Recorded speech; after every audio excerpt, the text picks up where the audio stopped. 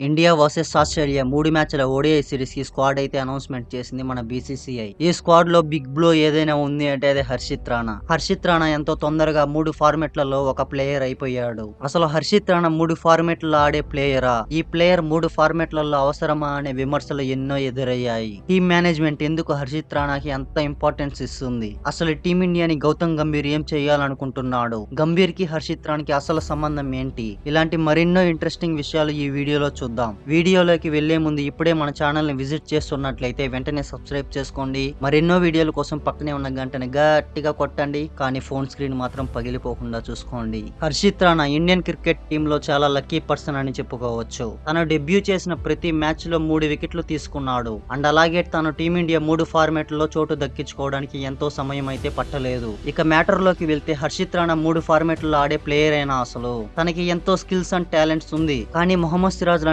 గన్నిని పక్కన పెట్టి ఆడించే ప్లేయర్ అయితే ఏమీ కాదు. ఎంతో కాంపిటీషన్ ఉన్న టీమిండియాలో మొహమ్మద్ సిరాజ్ అండ్ హర్షదీప్ సింగ్ కి దక్కని చోటు హర్షిత్ రాణాకి 3 ఫార్మాట్లలో దొరుకుతుంది. అసలు హర్షిత్ రాణా 3 ఫార్మాట్లలో ఆడడం అవసరమా అంటే నేను అవసరం లేదు అని అంటాను. ఎందుకంటే ఫస్ట్ ఆఫ్ ఆల్ T20లో ఆడించాలి. T20 అనే ఫార్మాట్ లో బ్యాటర్లు రెచ్చిపోయి బ్యాటింగ్ చేస్తారు. అలాంటి ఫార్మాట్ లో మంచి బౌలింగ్ చేస్తే ఓడిఐలో టెస్టుల్లో మంచి ప్రదర్శనని కనపరచవచ్చు. మొహమ్మద్ సిరాజ్ అండ్ హర్షదీప్ సింగ్ లకి అన్ని ఫార్మాట్లు అయితే చోటు దక్కడం లేదు. కానీ హర్షిత్ రాణాకి ప్రతి ఫార్మాట్ లో చోటు దక్కుతుంది. హర్షిత్ రాణా కన్నా వీళ్ళిద్దరూ ఎంతో టాలెంటెడ్ ప్లేయర్స్ అని చెప్పుకోవచ్చు. హర్షిత్ రాణాకి టాలెంట్ లేదా అంటే హర్షిత్ రాణాకి బౌలెడ్ అంత టాలెంట్ అండ్ స్కిల్స్ ఉన్నాయి. కానీ అన్ని ఫార్మాట్లలో అయితే ఆడేంత గొప్ప ప్లేయర్ అయితే కాదు. అసలు మన టీమిండియా మేనేజ్మెంట్ అండ్ బీసీసీఐ ఎందుకు హర్షిత్ రాణాకి అంత ఇంపార్టెన్స్ ఇస్తుంది? బీసీసీఐ కి అండ్ గౌతమ్ గంభీర్ కి అంతగా హర్షిత్ రాణాలో ఏమి నచ్చింది? 3 ఫార్మాట్లలో ఈ యంగ్ బౌలర్ ఎందుకు అవసరం అని చాలా మంది అడుగుతున్నారు. కానీ సమాధానం ఒకటే, గౌతమ్ గంభీర్ భవిష్యత్తులో ఇండియన్ బౌలింగ్ ను మలచబోయే శక్తి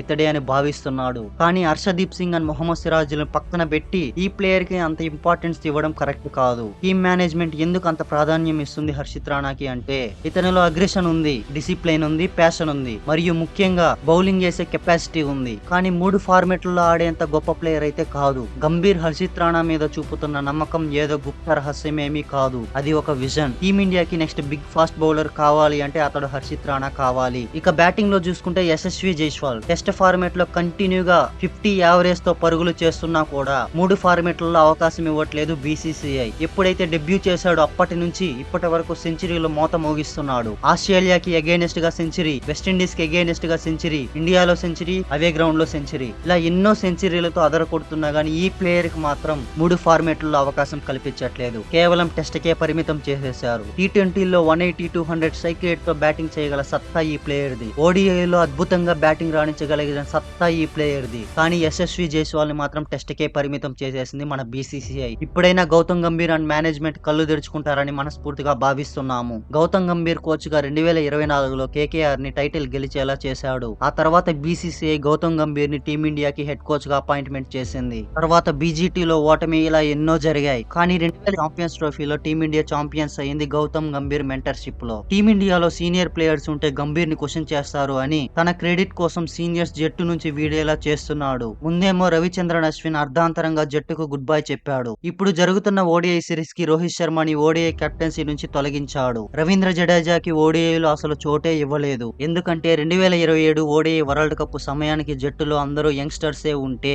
ఎవరో గంభీర్ ని క్వశ్చన్ చేయరు అని ఎలా చేస్తున్నాడు అని సోషల్ మీడియా తగలబడిపోతుంది. అసలు గౌతమ్ గంభీర్ కి హర్షిత్ రాణాకి అంత బలమైన సంబంధం ఏంది? అసలు ప్రతి ఫార్మేట్ లో హర్షిత్ రాణాని సెలెక్ట్ చేయడం ఏంటి అన్నదానిపై నెట్టింట చర్చలుగా మారింది. హర్షిత్ రాణా గౌతమ్ గంభీర్ మెంటర్షిప్ లో ఐపీఎల్ కి కేకేఆర్ టీమ్ లో ఆడాడు. 2024 ఐపీఎల్ లో టైటిల్ గెలవడంలో ఎంతో కొంత గౌతమ్ గంభీర్ ని ఇన్స్పైర్ చేశాడు హర్షిత్ రాణా. దానికి పడిపోయిన గంభీర్ వెంటనే ఆల్ ఫార్మేట్ ప్లేయర్ గా హర్షిత్ రాణాని సెలెక్ట్ చేస్తున్నాడు అన్నట్లు చర్చలు జరుగుతున్నాయి. ఇదంతా 2024 ఐపీఎల్ దగ్గర నుంచి మొదలయ్యి హర్షిత్ రాణాని ఆల్ ఫార్మేట్ ప్లేయర్ గా అయ్యేలా చేశాయి. మొహమ్మద్ సిరాజ్ అండ్ హర్షదీప్ సింగ్ లని 3 ఫార్మేట్లకి సెలెక్ట్ చేయడం లేదు. కేకేఆర్ ప్లేయర్ అయిన హర్షిత్ రాణాకి మాత్రం గౌతమ్ గంభీర్ సపోర్ట్ చేస్తూ 3 ఫార్మేట్లలో ఎంత పెద్ద ప్లేయర్ ఉన్నా లేకున్నా హర్షిత్ రాణా పేరైతే ఖచ్చితంగా ఉంటుందన్న వాటిపై గౌతమ్ గంభీర్ పై క్రికెట్ అభిమానులు మండిపడుతున్నారు. 3 ఫార్మేట్ ప్లేయర్లుగా నియమించిన హర్షిత్ రాణా గురించి మీరేమనుకుంటున్నారో కామెంట్ చేయండి. అండ్ అలాగే సెలక్షన్ కమిటీ గౌతమ్ గంభీర్ తీరుపై మీ అభిప్రాయం ఏంటో కామెంట్ చేసి